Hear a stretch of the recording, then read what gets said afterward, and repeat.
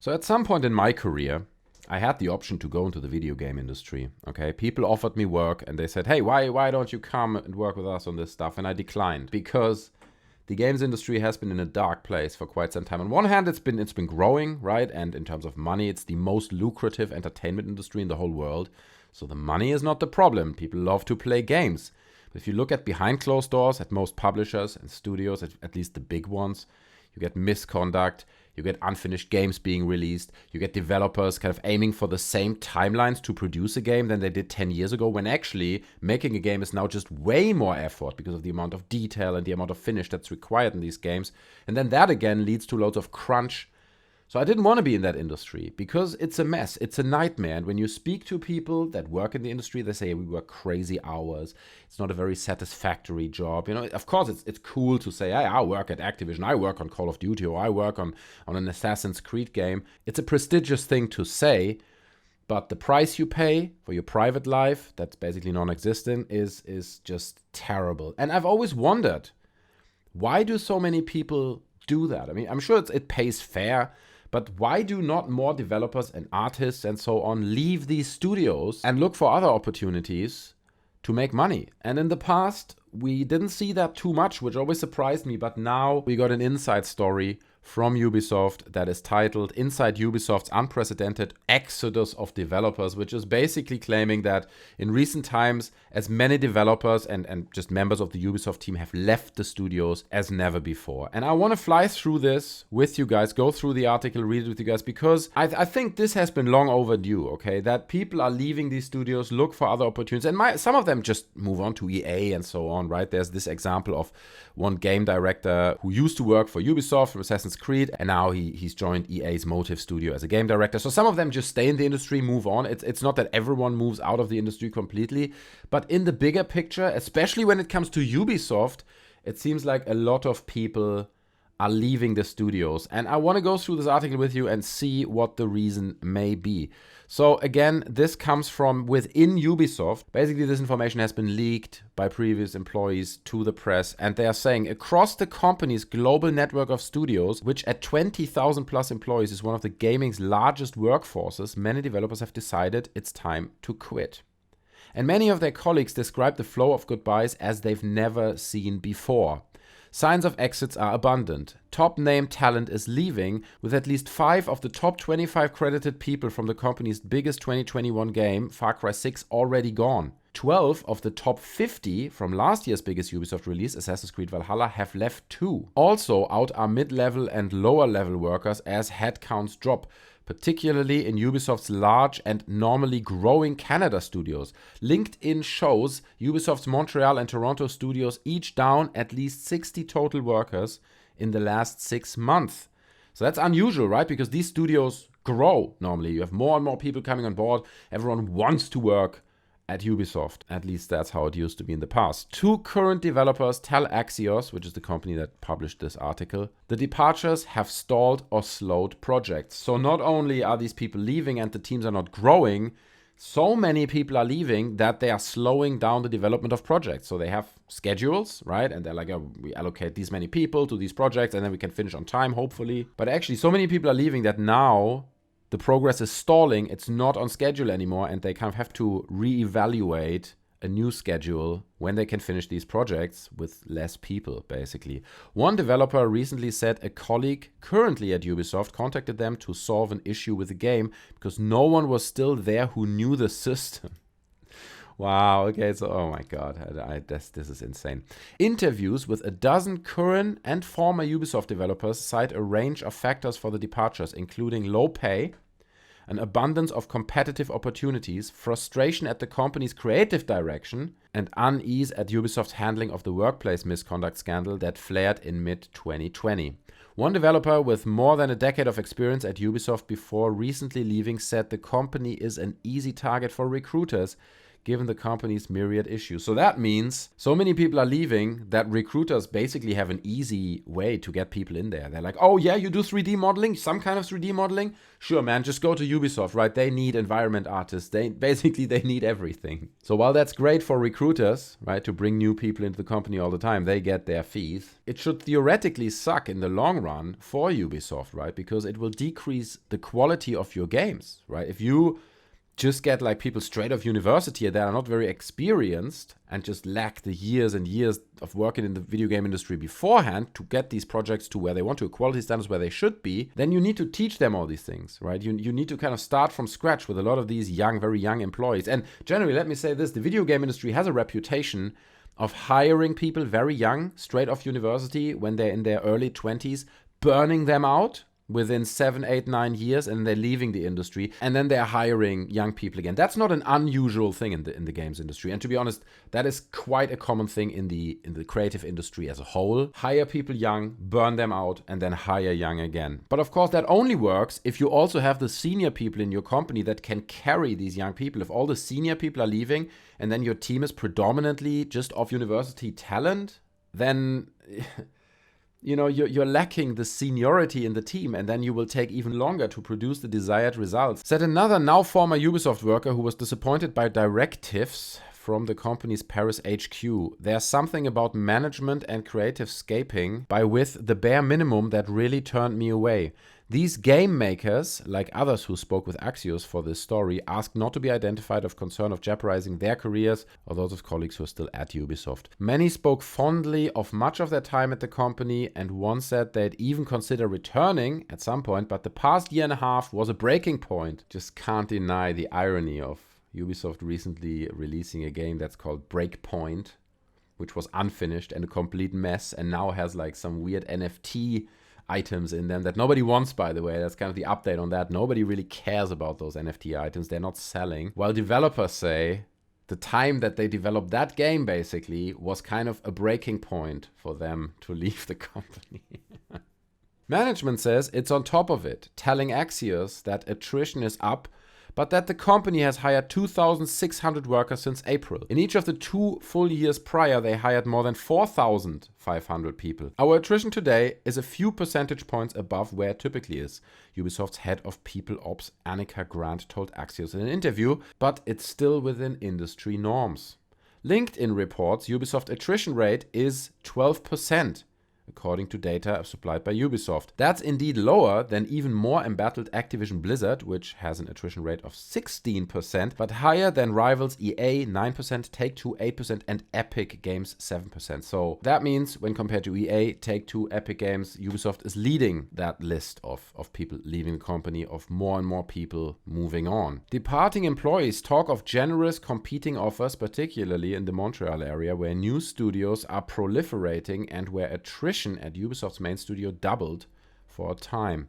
One programmer told Axios they were able to triple their take-home pay by leaving.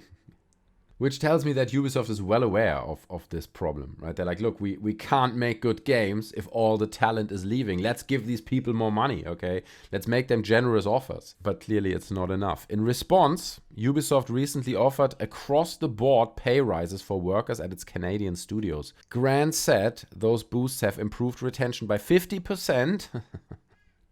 Imagine this. I just quickly want to dive a little bit deeper in this. Imagine you have this giant video game studio, and you have to throw money at people. Everyone's like, no, I want to leave.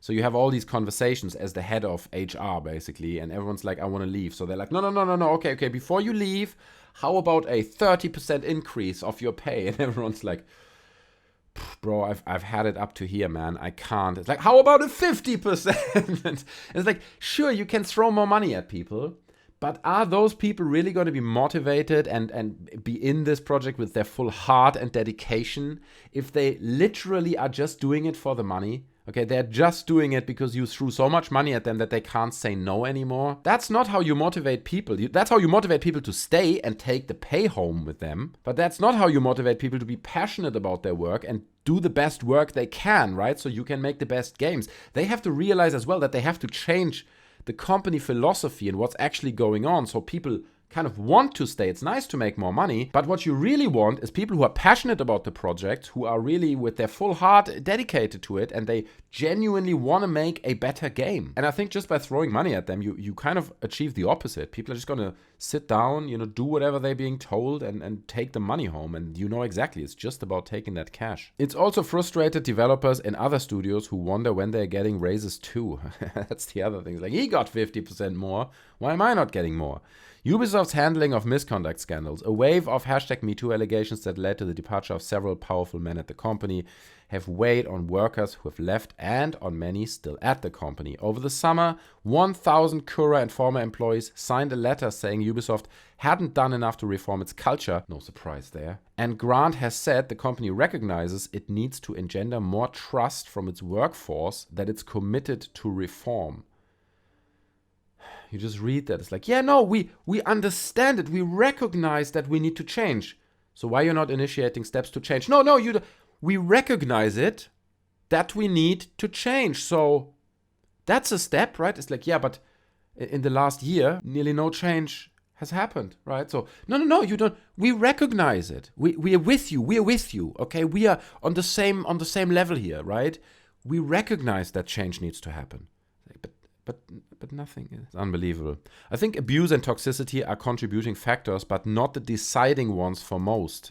By the way, this is all what's her name? Annika Grant saying this, who is Ubisoft's head of people ops.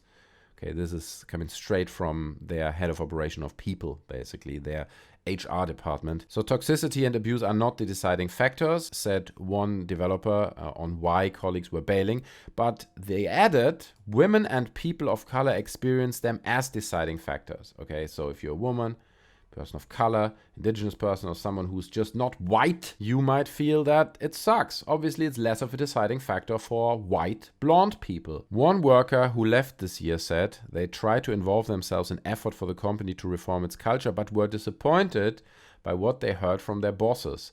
They constantly emphasized moving on and looking forward while ignoring the complaints, concerns, and cries of their employees. It's like, no.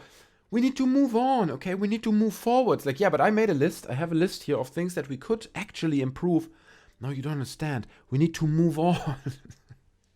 You can literally imagine the frustration, right? If you're really someone who just tries to make a difference, tries to make a genuine difference, and you're fighting against these people who don't give a flying fuck to make any difference or any change in the company, okay? All they want is to move on and to look forward. Okay, we need to look forward now. My God, man. It really, really must be quite infuriating. Also frustrated by their role at Ubisoft, they left. The company's reputation was too much to bear. It's legitimately embarrassing. I love it. It's true, man. They release a game like Ghost Recon Breakpoint. Being part of that, and I follow some of these developers on Twitter, right? They do amazing work. Like, you look at some of these artists and what they do with the engine and how they make foliage look in the game. They worked very hard on this, and it looks really, really good. But then the underlying game is just junk. And obviously, no matter how good the game looks, everyone's going to say, this game is junk. It sucks. So wherever in any other studio you're going to go and you're like, hey, what did you work on? Ghost Recon Breakpoint. They're like, that was junk. It's embarrassing. It's embarrassing to say that you're working on these titles. It's embarrassing to work for a company that instead of focusing on fixing their games and just making good games, focuses on putting out like a blockchain-based NFT item system. Okay, that's embarrassing stuff. And I can totally relate that these people feel embarrassed about that. It's legitimately embarrassing. Wow, this is an interesting statement. Ubisoft Brass argues that for all its tumult, the company's standing is comparable to its peers. A spokesman noted that questions in a recent company-wide survey about whether employees are happy at the company would recommend Ubisoft as a great place to work. Returned a score of 74, which they said was in line with the industry average. We're in line with the industry average. There's nothing wrong here, okay? We did an internal survey, which obviously was not anonymous, so we can always track down which employee said what. And guess what? All employees said they would definitely recommend us as like a friendly and inclusive workplace. Oh, God. It's like giving themselves a medal. It's like that Obama meme where Obama gives himself a medal. Like, it's like, no, we're tapping our own shoulder. Everything is fine here. There's nothing to see. Just move on. Everything at Ubisoft is great. Our employees confirm it. So what's next? Last week, Ubisoft announced intention to revive its Splinter Cell franchise years before it would normally even hint at a new installment of any of its top series. So yeah, I mean, haven't they just announced like a Splinter Cell remake of the first game? I'm less excited about that. I mean, people want a new Splinter Cell game. People want this brand to be reinvented, okay? We want like a 2022 Splinter Cell game and not like a visual remaster of the original game. At least that's what I want. I mean, leave in the comments if you disagree. Come work at Ubisoft Toronto to make a new Splinter Cell, the company back. Or are they making a new Splinter Cell? Maybe I just missed that. I don't even know. Along with that entreaty, there are dozens of jobs listing for programmers and loads of senior staff. So if you want to work at Ubisoft after hearing all this, because it's like you saw it, all the employees who are still there say it's a really happy and inclusive work environment, then please apply. Go to LinkedIn. I'm sure the recruiters will pretty much take anyone at this point. I just find this story absolutely incredible and I wanted to share it with you guys. And I think, to be honest, we're going to see more of it in other companies. People are going to leave these companies because the way they make games in 2021 and going forward, it must be really, really frustrating. Imagine having worked for 5 years on Battlefield 2042, okay? And imagine you put a lot of your hard work, blood, sweat, and tears into that game, and you trust your superiors that they make the right decisions. I mean, all you're doing is like doing textures for like concrete buildings, or you're this kind of artist who only focuses on one small part of the game. And you trust those guys to turn around, make it a good game. And in the end, it always turns out to be complete garbage.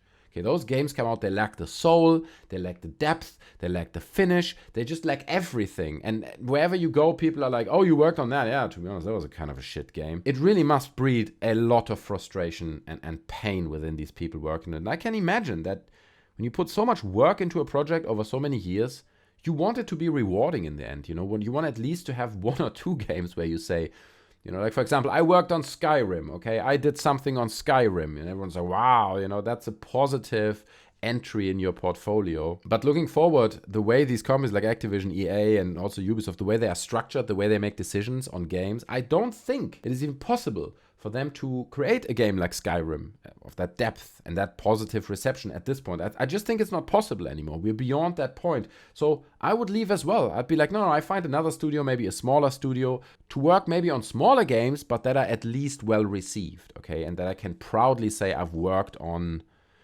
game X, Y, and Z. But anyway, just want to share this with you guys. I hope you enjoyed this little video and this little breakdown of this article. I'll link it down in the description. You can read it for yourself.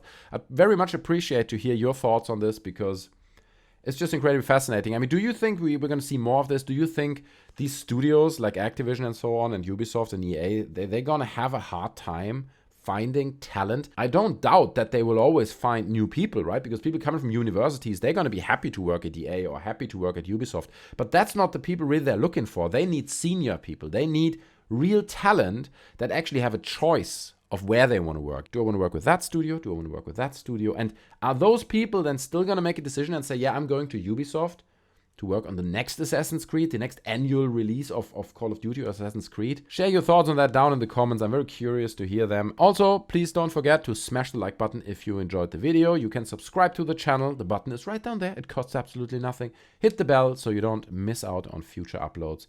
I appreciate your time listening to me, hanging out on the channel. I hope to see you in another video. Until then, take care of yourselves, and I'm out. Bye.